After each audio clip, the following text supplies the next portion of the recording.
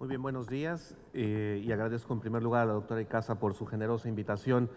a este curso de posgrado. Se me pidió hablar acerca de la desnutrición y la anorexia del adulto mayor y de medidas para diagnóstico y tratamiento.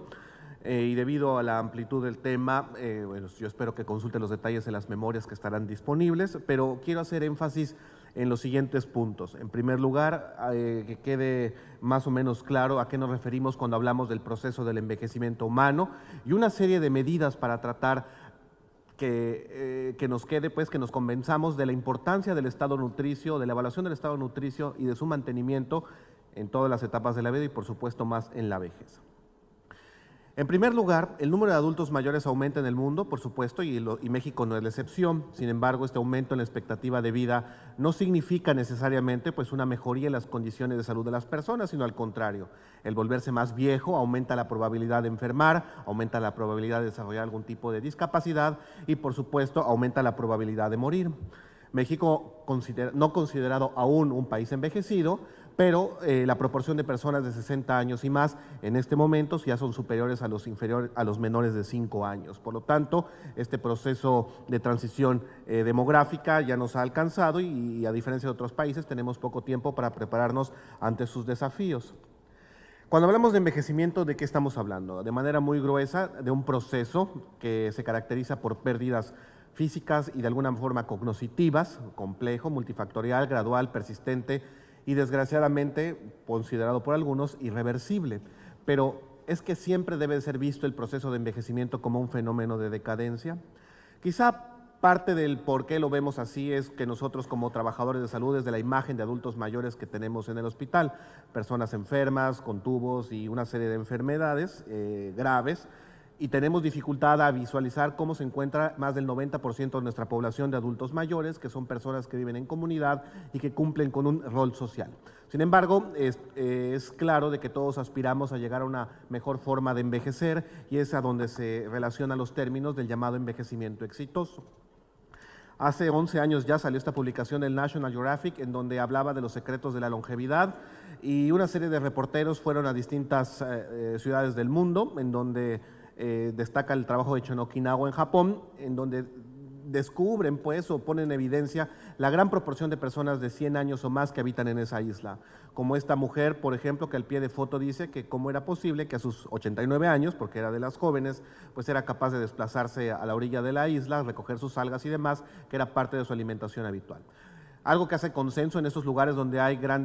una gran longevidad es que son personas que tienen un patrón de alimentación particular, donde comen frutas, legumbres y cereales completos, es decir, una densidad nutricia abundante con una baja densidad calórica y además tienen otros componentes como mantienen una actividad física continua y mantienen una participación social. Estos tres elementos se conjuntan en algo que conocemos como el fenotipo de envejecimiento exitoso, de envejecimiento óptimo, en donde precisamente la baja probabilidad de enfermar y de discapacidad, el mantenimiento de un buen desempeño físico y cognitivo y la participación en un rol social es lo más importante para llegar a esto que, insisto, desgraciadamente solamente es la minoría de adultos mayores. Pero ¿por qué es importante el problema de nutrición, sobre todo en este grupo etario? En primer lugar, sabemos que la nutrición o los problemas de la nutrición tienen un rol fundamental en múltiples enfermedades crónicas y se ha propuesto pues, múltiples mecanismos por los cuales una buena alimentación tiene efectos benéficos sobre la salud. Por ejemplo, su efecto antioxidante, como puede ser en la protección contra enfermedades neurodegenerativas, el consumo de vitamina B y folatos también, y su participación en el metabolismo de homocisteína como ejemplo, o los lípidos como un componente fundamental de las membranas de todo el organismo. Esta diapositiva presenta como ejemplo cómo ciertos patrones de alimentación saludable tienen efectos benéficos en la alimentación, donde por ejemplo comer pescado de manera regular, consumo de vitaminas antioxidantes, de frutas o de otros elementos, pues disminuyen la probabilidad de deterioro cognitivo, de osteoporosis o de enfermedades o de otro tipo de enfermedades degenerativas como puede ser la degeneración macular.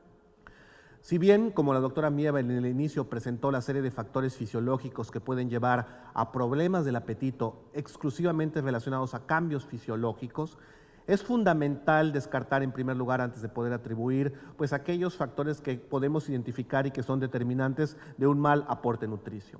De manera muy simple, cualquier cosa que afecte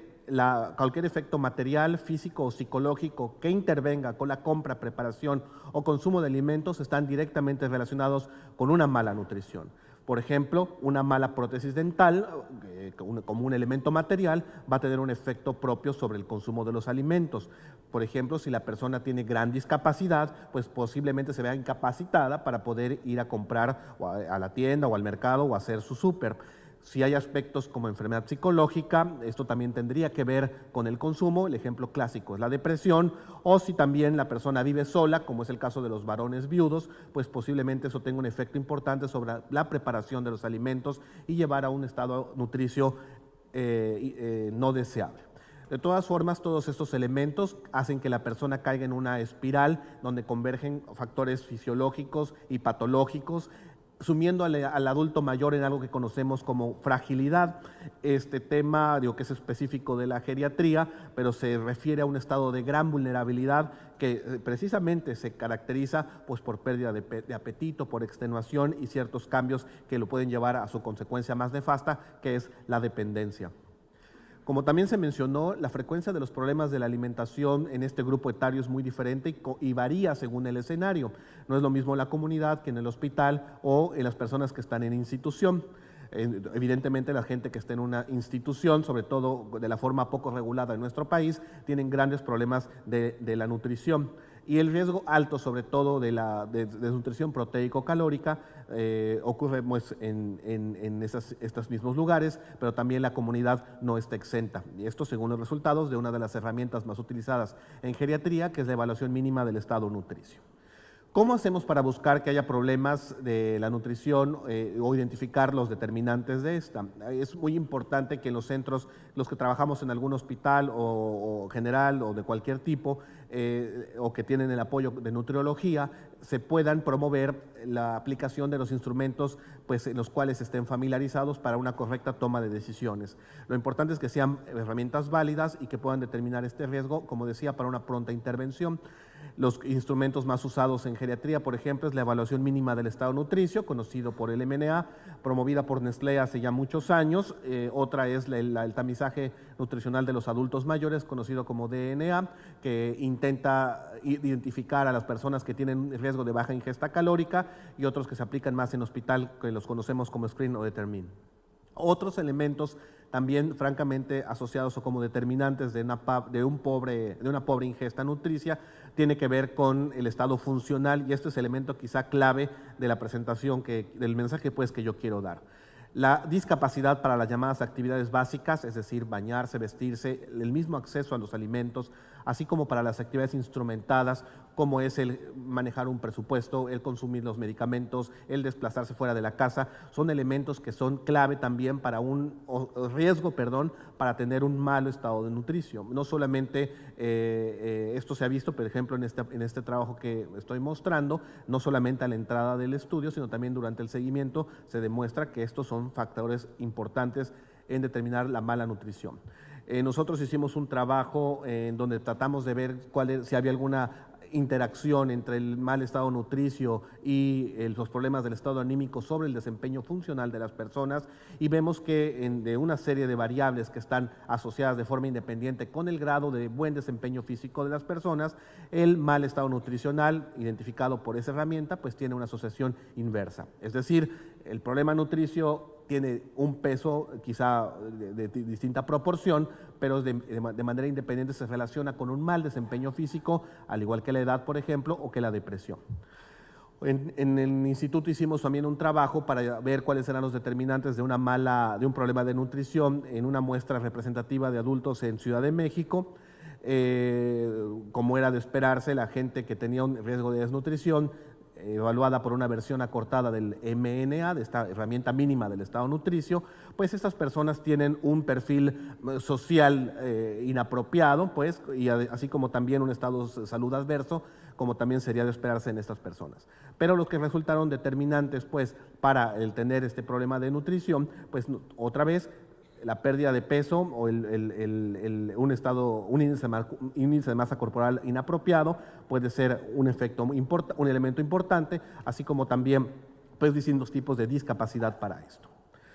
Al hablar de pérdida de peso, también esto es fundamental porque si bien a veces se considera que el volverse delgado a cierta etapa de la vida como un hallazgo normal, entre comillas, del envejecimiento, la pérdida de peso tiene consecuencias sustanciales sobre el estado de salud de las personas. En esta gráfica se observa cómo una proporción importante de personas, más del 50%, tienen un índice de masa corporal bajo.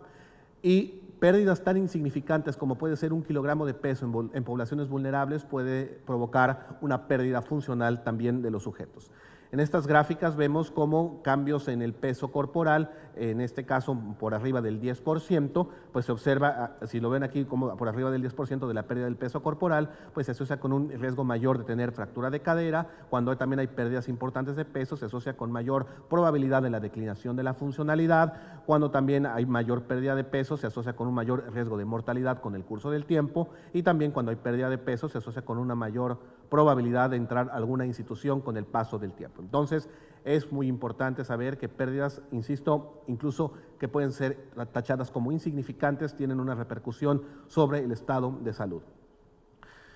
Algo que se ha estado hablando de manera intermitente sobre esta interacción que puede haber entre la nutrición, el estado funcional y esto que llamamos fragilidad en las personas adultas mayores, lo cual resulta pues de esta interacción entre determinantes propios del sujeto, así como propios de su entorno, que aquí está señalado como colectividad, y que se relacionan también con la historia de vida o los hábitos de salud de las personas adultas mayores. Este tipo de elementos, obviamente, algunos pueden modificarse y otros no. Los no modificables, pues tienen que ver, obviamente, con los aspectos propios del paso del tiempo, pero nos llevan a este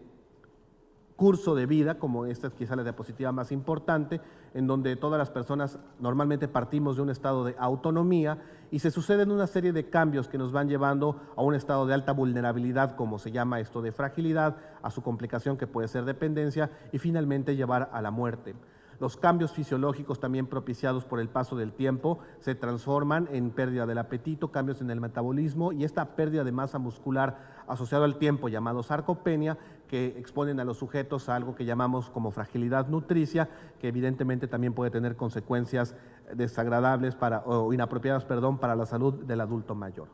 Esta pérdida de estos cambios se ven acompañados pues por una pobre ingesta, sobre todo proteica, que es una de las características importantes también de este fenotipo de fragilidad que lleva a los cambios de la estructura muscular y bueno, finalmente las consecuencias que derivan del mantenimiento de este tejido. En el instituto hace unos años hicimos este trabajo también tratando de ver si el autorreporte de la anorexia, es que usted tiene problemas de apetito, fue la pregunta que se le hizo a las personas y tenían que ver algo con el estado funcional actual de los pacientes. Y nosotros vimos que sí existe efectivamente una asociación entre el tener este autorreporte de problemas del apetito y el tener un pobre o discapacidad, para distintos tipos de actividades. Sin embargo, lo importante de este trabajo es de que, como decía al principio, no es la pérdida de apetito atribuirla simplemente a cambio del tiempo, sino que en este estudio se asoció con la aparición de un problema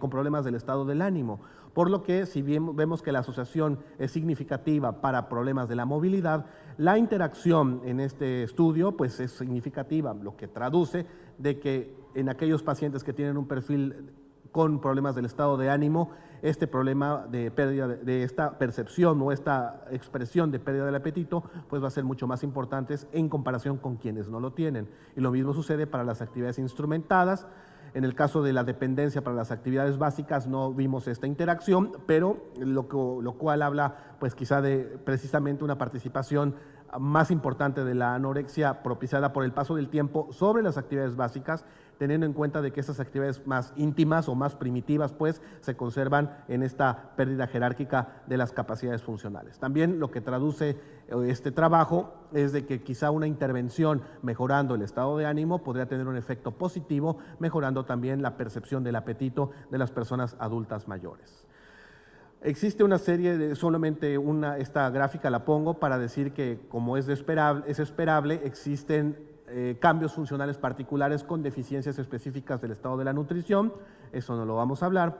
y finalmente que En aquellos trabajos en los cuales se ha evaluado la eficacia de distintas intervenciones para mejorar el apetito de las personas, pues estos van a ser diferentes dependiendo del desenlace que se busque. En el área de nutrición, todos esos desenlaces pueden ser vistos desde cambios en la fuerza, mejoría en el peso, y lo que más nos importa desde el punto de vista clínico es que hubiera una mejoría en el aspecto funcional. Por lo tanto, por ejemplo, ahora que insisto yo en este término de fragilidad, la pérdida de peso, que es uno de sus elementos o sus componentes importantes, puede ser un elemento que nosotros veamos como estrategia para actuar, en donde primero pasa, por supuesto, por su evaluación, que es desde determinación del peso y ver la historia del cambio de peso en los pacientes cuando tenemos la oportunidad, o preguntar de forma dirigida si existe pérdida de peso o no, recordando que la proporción que se pierde dependiendo del tiempo, pues va a volverse significativa. ¿Qué opciones terapéuticas tenemos para eso? Desde la forma más simple, que es la liberación de la dieta. Existe una pelea constante con otros especialistas tratando de que si es diabético, tiene hiperlipidemia u otra enfermedad metabólica, por ejemplo, tenga que tener personas octogenarias o nonagenarias un régimen específico de alimentación, cuando posiblemente la liberación de la dieta por los cambios olfatorios en el gusto y demás que ya se explicaron, pudiera ser la solución para mejorar la ingesta antes de poder dar o optar por los suplementos o una nutrición enteral.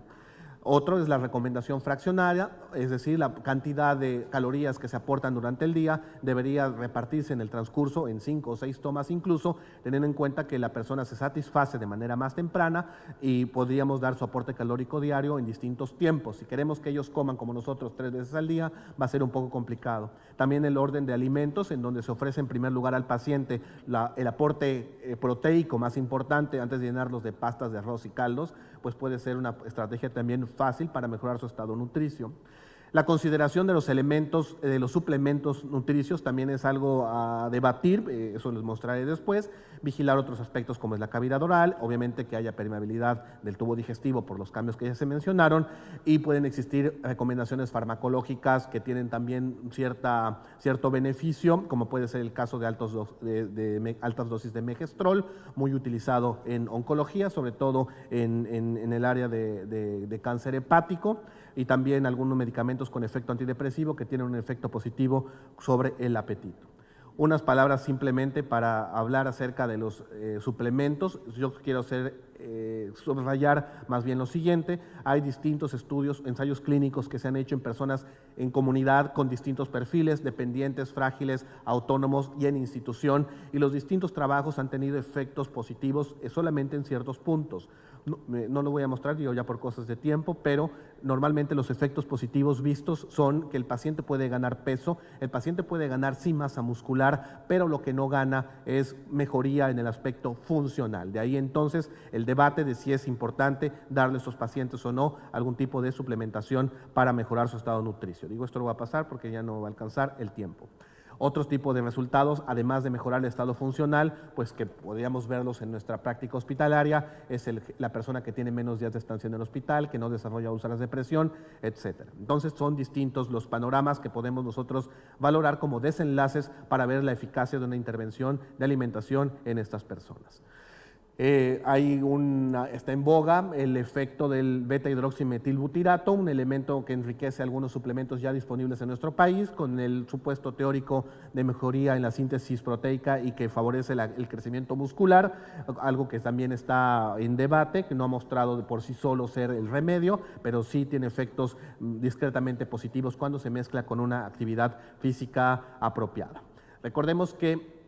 los impactos de nuestra intervención nutricia sobre personas que tienen problemas de la nutrición, pues depende de muchos factores. Uno, de quiénes conforman la muestra de los sujetos que estamos nosotros estudiando, qué tan apegados son a esta intervención, que es quizá el elemento más importante, la variabilidad que puede existir entre las poblaciones y en el sujeto mismo, así como también los desenlaces que nosotros decidamos.